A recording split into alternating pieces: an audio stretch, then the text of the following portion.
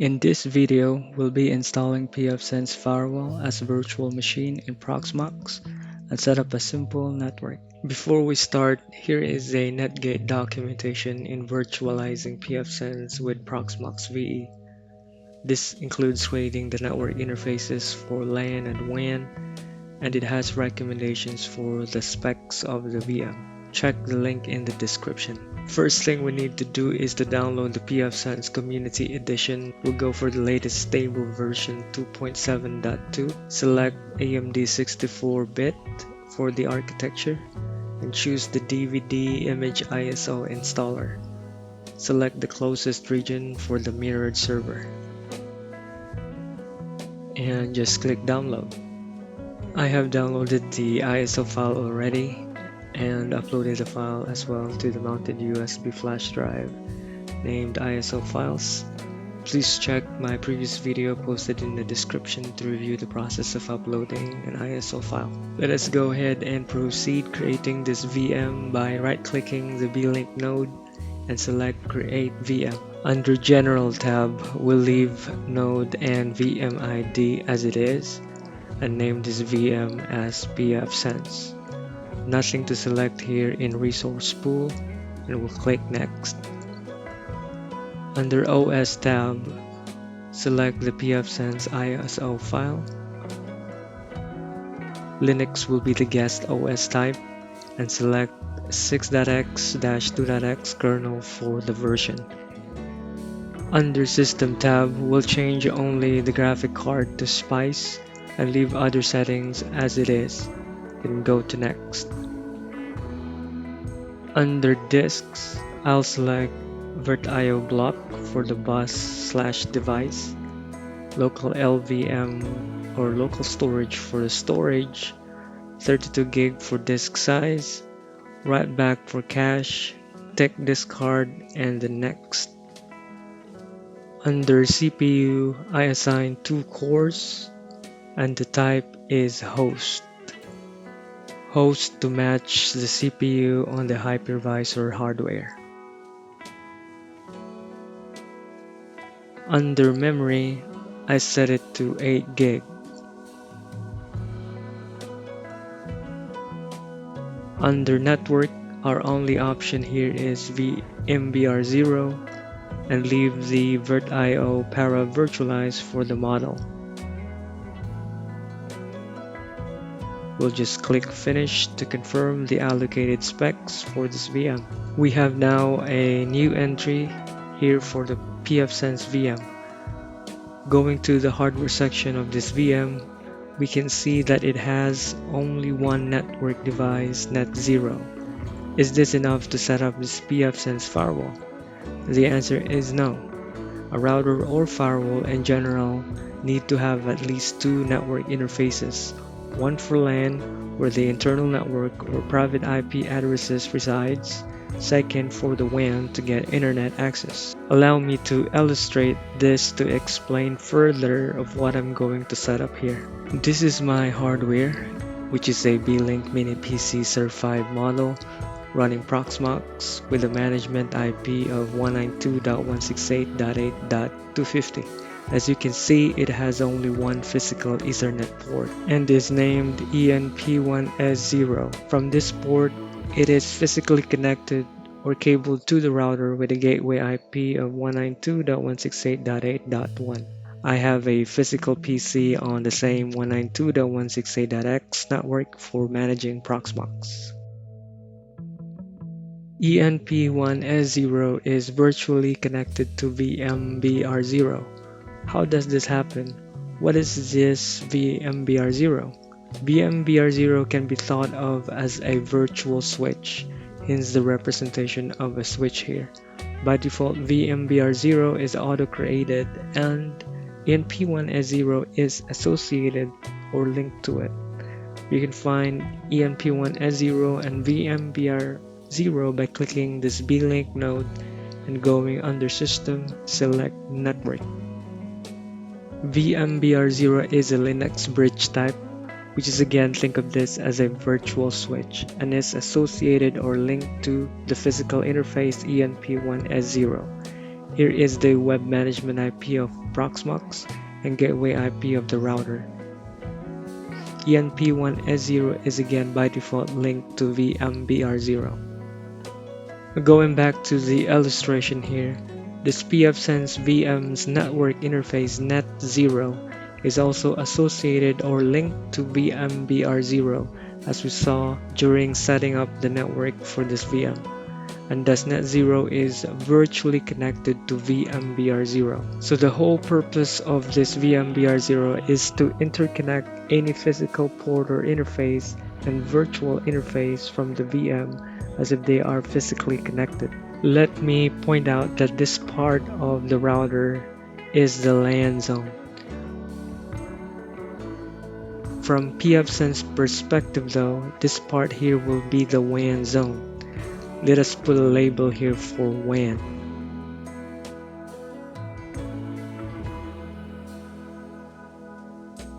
Take note, this is just a simulated WAN as this is still behind the LAN of this router with a private IP address subnet of 192.168.8.0/24.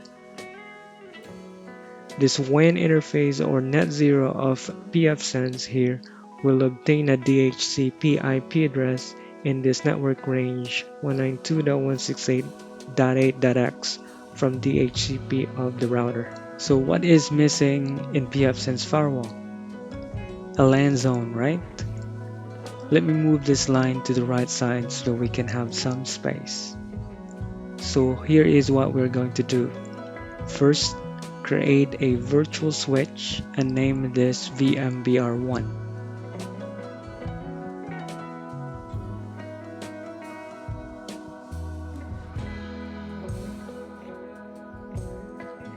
Second, in the pfSense VM hardware settings, add a second network device. It will be auto-named as net1 and link this to VMBR1.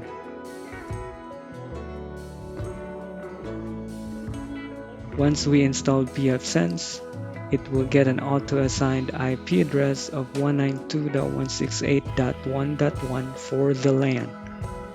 How can we access this 192.168.1.1 to manage pfSense? Let us add a Windows 11 VM and link its network interface net0 to VMBR1.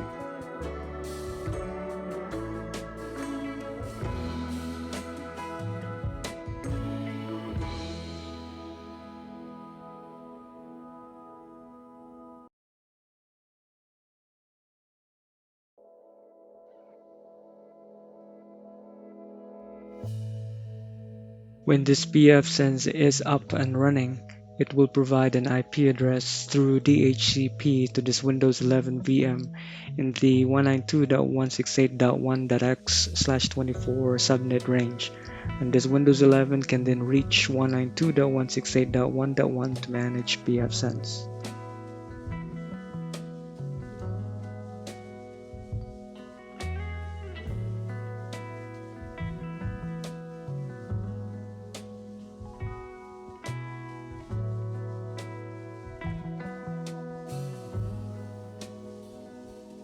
Now that we have established what we're trying to accomplish here, let's go back to the Proxmox dashboard. We'll go ahead and create a virtual switch VMBR1. Click Create and select Linux Bridge. Name this as VMBR1 following the same naming scheme VMBR0. Then click Create. VMBR1 is a Linux bridge type, same as VMBR0, and it's not active yet. Looking below, there is a message saying pending changes, either reboot or apply configuration to make it active. We'll just click Apply Configuration button here, and we'll select Yes to apply the pending network changes. We don't have that message down here, and VMBR1 now is active. As we can see under ports/slaves column, it has no association to any ports. We'll go now to pfSense VM's hardware settings and add a second network device for the LAN.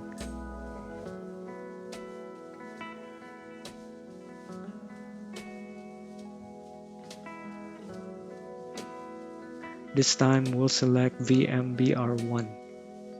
Model will still be VirtIO para Virtualize.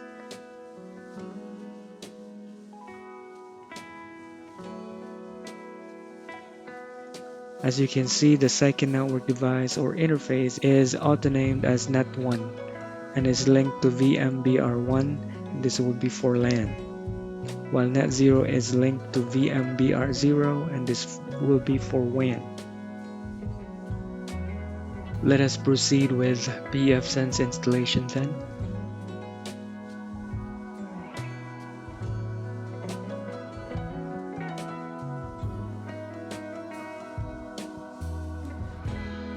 Click Accept for the terms and OK to install pfSense. Click OK for Auto ZFS.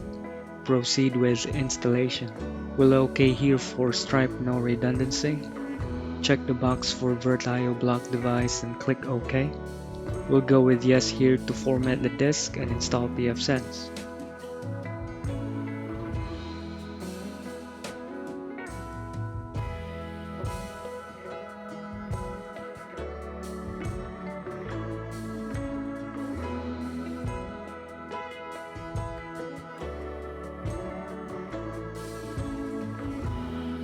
We can see the pfSense name the interfaces differently, VTNet0 and VTNet1, which are equivalent to Net0 and Net1 in the VM as we saw earlier. We are now required to enter the WAN interface name, which will be VTNet0.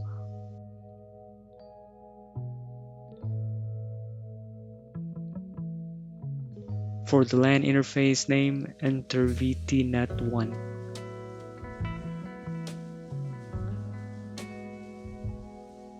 So WAN is for VTNet0, LAN is for VTNet1.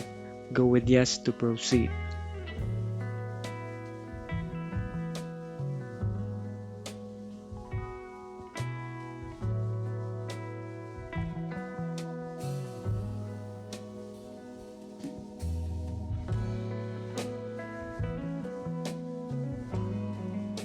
We are at the Welcome to pfSense screen with a menu option.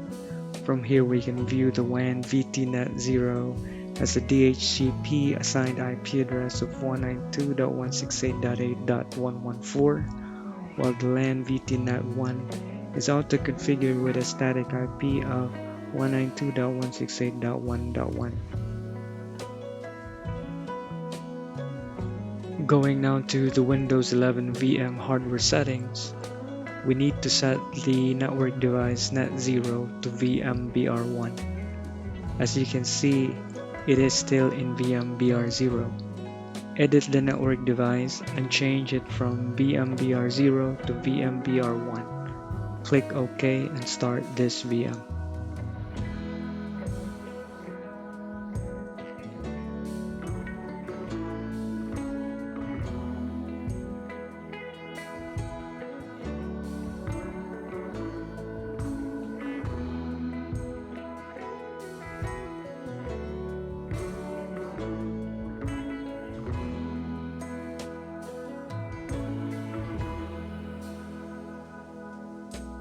After this Windows 11 VM is up and running, we'll jump to the command prompt to verify the IP address assigned to this machine.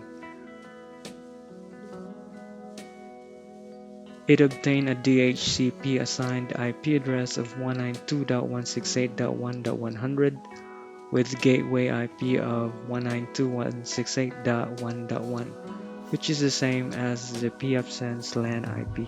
In Microsoft Edge browser, enter the IP 192.168.1.1 to get to pfSense Web Management. We get this your connection isn't private due to self-signed CA from pfSense.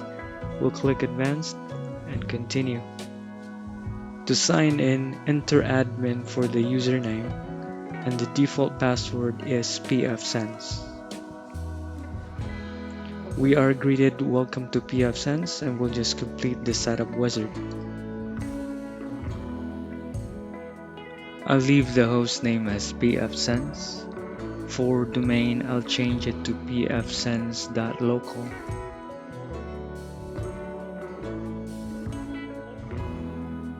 I'll enter 8.8.8.8 for the primary DNS server and 1.1.1.1 for the second DNS. Next is to set up the time server.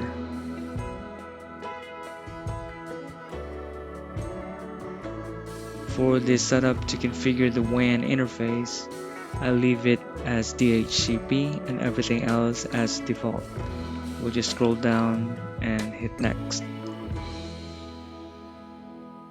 I don't want to change the LAN interface IP assignment of 192.168.1.1 with a mask of /24. I will just click next.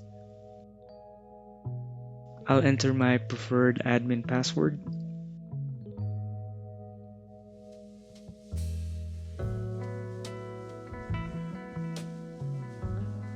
We have completed the setup wizard and pfSense is now configured.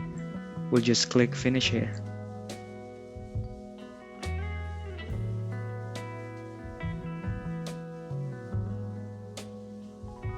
After finishing the setup wizard, we are in the pfSense dashboard now. Under system information, we can view details about the firmware version, CPU type, uptime, system time, DNS servers, memory usage, CPU usage, disk usage, etc. Under interfaces, we can see the WAN and LAN IP addresses. As you can see, this Windows 11 VM can get to the internet, and it's because it's been allowed already. To verify this, we go to Firewall Rules, and under LAN tab, there is a default rule that allows any LAN subnets to any destination. Now, let's say I wanted to place another VM that is a Windows Server 2022 on another interface of this pfSense and call this zone as DMZ. We will go through the steps of setting this up and we'll see how it goes.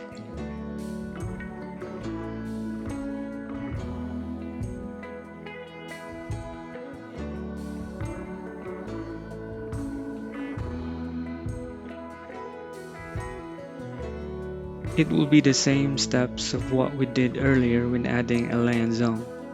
First step is to create a virtual switch and name this VMBR2.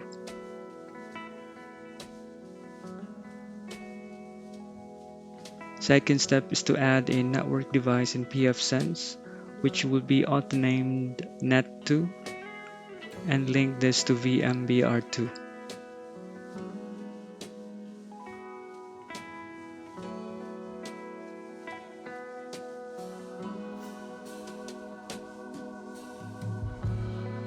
We'll assign a static IP address of 192.168.2.1 with /24 subnet mask on this net2 interface.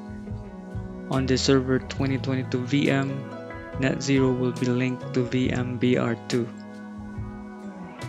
Configure DHCP on pfSense for 192.168.2.0/24 so that it can provide IP to server 2022.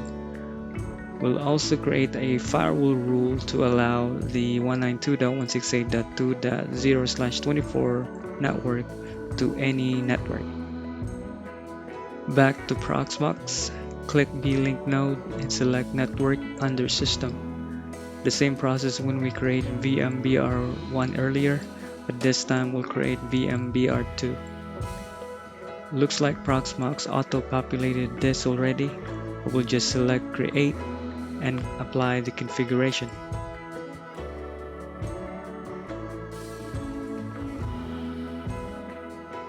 VMBR2 is now active. Let's jump here to pfSense VM hardware settings and add a network device.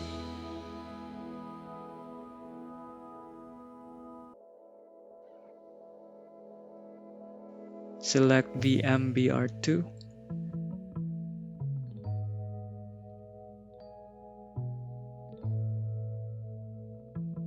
This is the third network device and it's auto-named Net2 by default. Why Net2? Because the network device naming scheme starts at Net0. Back in the Windows 11 VM console, where we have web management access to pfSense, go to Interfaces and then Assignments. We have now a third available network port, VTNet2, which will be used for our DMZ. We'll click Add then.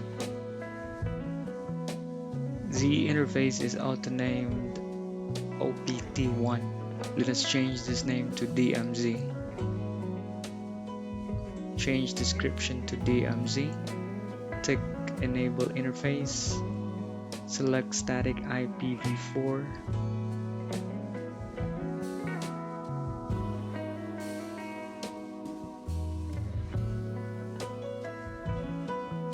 Under Static IPv4 configuration, we'll enter 192.168.2.1 with a /24 subnet mask.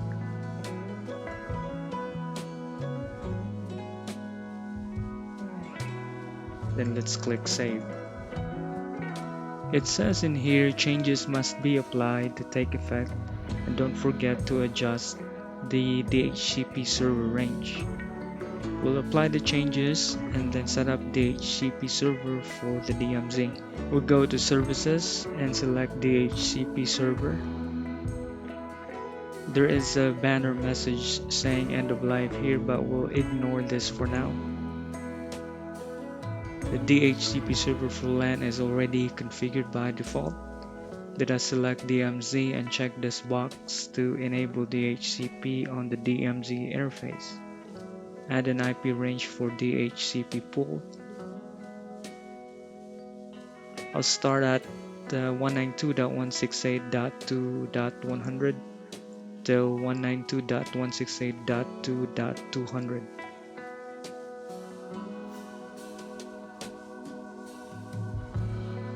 For DNS server, the default is 192.168.2.1. and I'm just re-entering this, but I could have left this alone.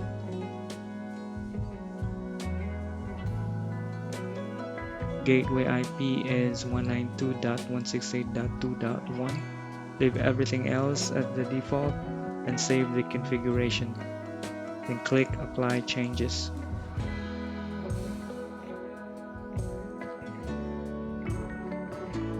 Going now to Server 2022 VM hardware settings. Change the network device from VMBR0 to VMBR2 and start this VM.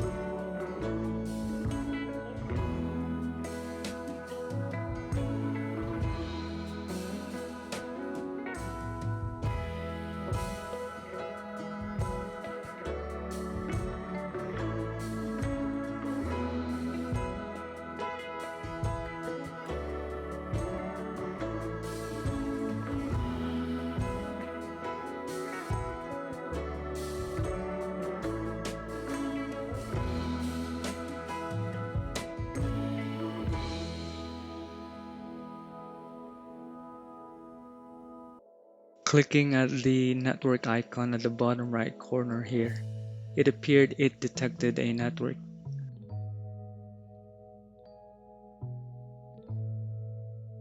When opening the network status, it says you're connected to the internet.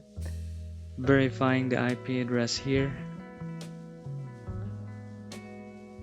As expected, it obtained an IP address of 192.168.2.100 from pfSense DMZ DHCP server pool.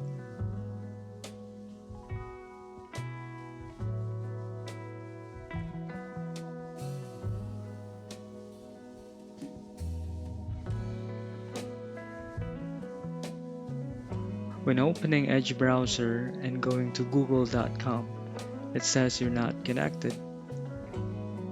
What is going on here? Why is the server 2022 can't connect to the internet even though it has acquired a valid IP address from pfsense DMZ's DHCP range. We can suspect it has something to do with the firewall rule. Let us check pfsense then and go to firewall and select rules. As we have seen before, there is already a default firewall rule for LAN subnet going to any destination.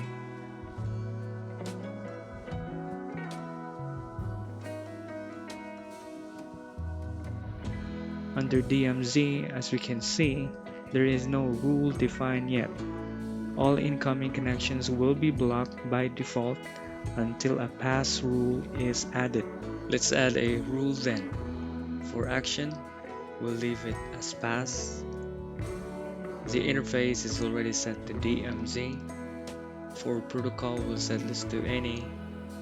For the source, select DMZ subnets. That is 192.168.2.0/24. For the destination, we'll leave it to any. Enter a description for this rule, then click Save.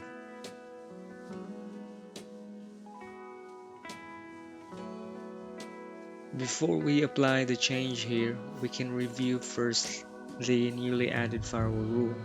So this rule means that any DMZ subnets or any in the network range 192.168.2.0/24 from any port to any destination will be allowed. Similar to that LAN firewall rule except for the subnet source. If we go back now to server 2022 and refresh this page, we can now reach google.com. In the DMZ firewall rule, it shows some traffic usage under the states column. So this means that it's matching this DMZ firewall rule. Thank you if you have reached this far in the video. If you find this helpful, please like and consider subscribing. In the next video, we'll virtualize a Sophos firewall. Until then, take care and see you on the next video.